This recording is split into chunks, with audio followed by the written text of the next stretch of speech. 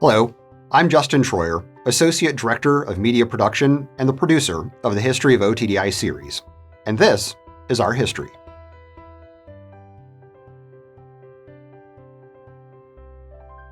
The 50 years immediately leading up to Ohio State's first CIO laid the groundwork for everything we build upon today.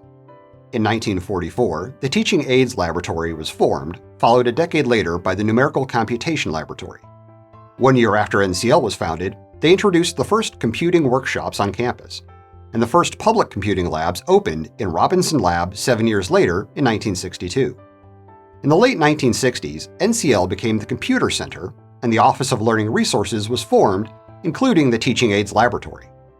By the end of 1970, the Computer Center was renamed to Instruction and Research Computer Center and had moved into the Baker Systems Engineering Building along with OSU's IBM 360 mainframe computer.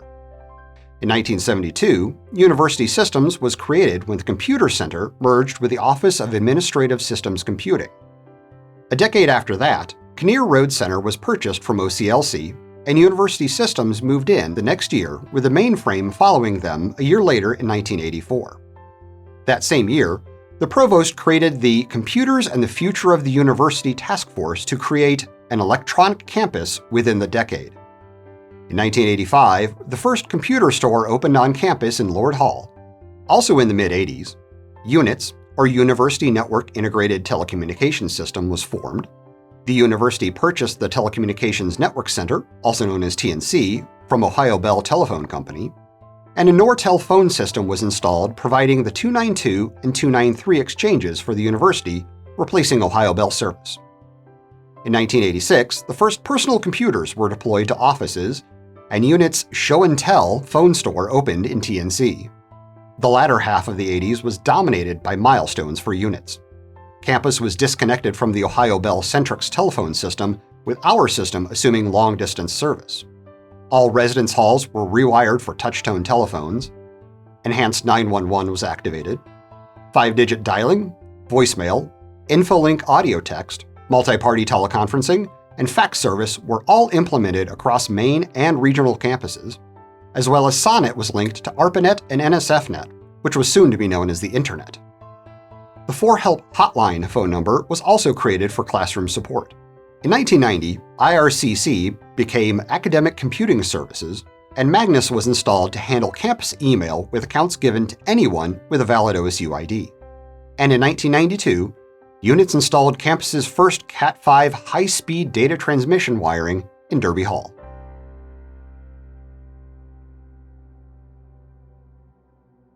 In 1993, Ed Ray was named the first Chief Information Officer for The Ohio State University and held his position for 5 years. During his tenure, connectivity, foundational services, and leadership were expanded.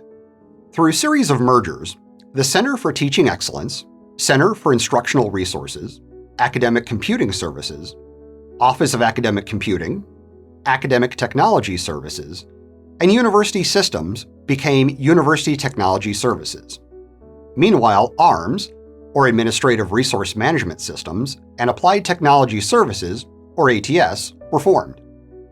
The newly formed University Technology Services recognized the looming threat and established a Year 2000 Problem Clearinghouse.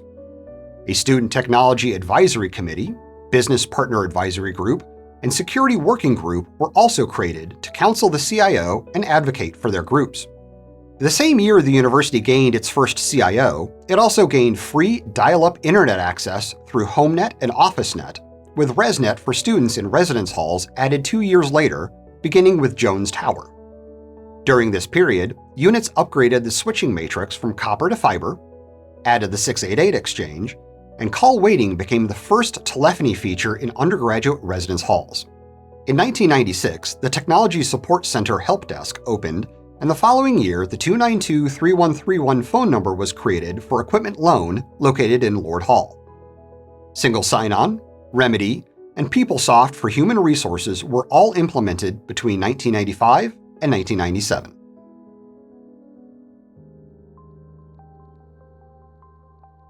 When Ed Ray stepped down, James Davis was appointed as the first interim CIO in 1998. Although he only held the position for a brief period, it was a full 2 years. In 1998, Emerging Technologies was formed to monitor new technologies and trends for their applicability at Ohio State, and Academic Technology Services became Teller, Technology Enhanced Learning and Research, which was focused on learning support through technology. Under Teller, WebCT was implemented as Ohio State's first learning management system. That same year, the first Internet H323 Mega Conference, the world's largest Internet video conference, was held, hosted by Dr. Bob Dixon, Chief Research Engineer. Units began offering caller ID, added the 247 exchange, and expanded phone service to the regional campuses.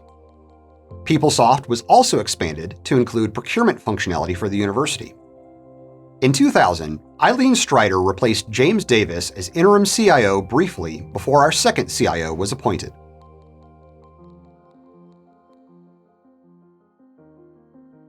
In 2000, Ilee Rhimes Jr. was named Ohio State's second Chief Information Officer. Eilee's time as CIO expanded Ohio State's connectivity, added structure to our operations, and introduced many new services to the campus community. At the beginning of Eilee's tenure, University Technology Services and ARMS merged to become the Office of Information Technology, or OIT. At the same time, units merged with Enterprise Networking to become Telecommunications and Networking. Just a year later, Telecommunications and Networking joined OIT, bringing the telephony and traditional IT sides of the house together. Eilee's time as CIO also saw the most significant changes in office location since the 1980s when Lord Hall was closed, and those offices moved to Central Classroom Building. In 2000, OSUWeb.net was launched, providing web access through paid dial-up and Wi-Fi that would eventually become OSU Wireless in 2006.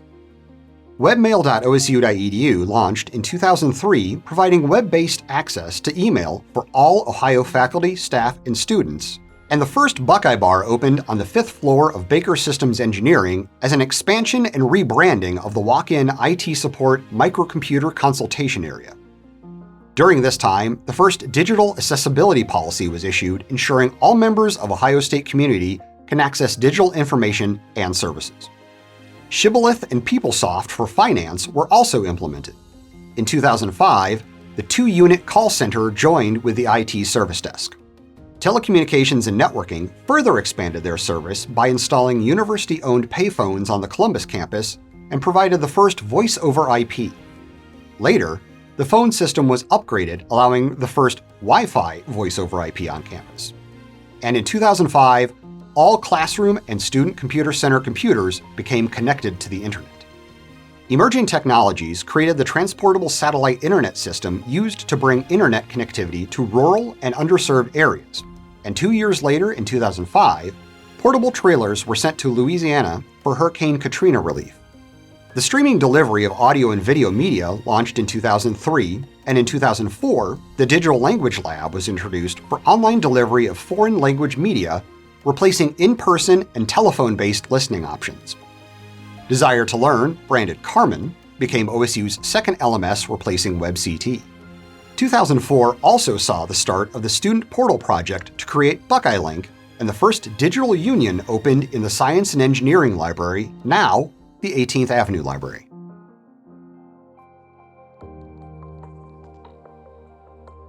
After Ilee retired from his position in 2007, Teller's Executive Director for E-Learning and Deputy CIO Susan Mitros was appointed Interim CIO, with Mike Virus taking the role of Interim Senior Deputy CIO.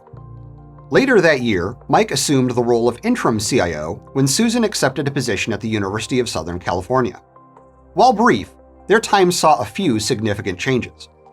The first institutional data policy was written, and the first security standards were authored for minimum compliance of web, database, and critical servers.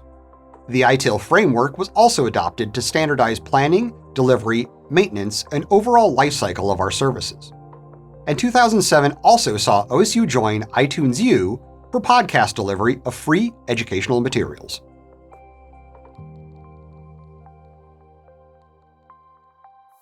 Kathleen Starkoff, who joined Ohio State from Limited Brands, was named OSU's third CIO in June of 2008. Her tenure continued the tradition of developing new and the maturation of existing services focused on administrative and enterprise systems. 2008 saw Applied Technology Services, Teller, and Classroom Services merged to become Learning Technology. Later in 2010, OIT was renamed to the Office of the Chief Information Officer, or OCIO.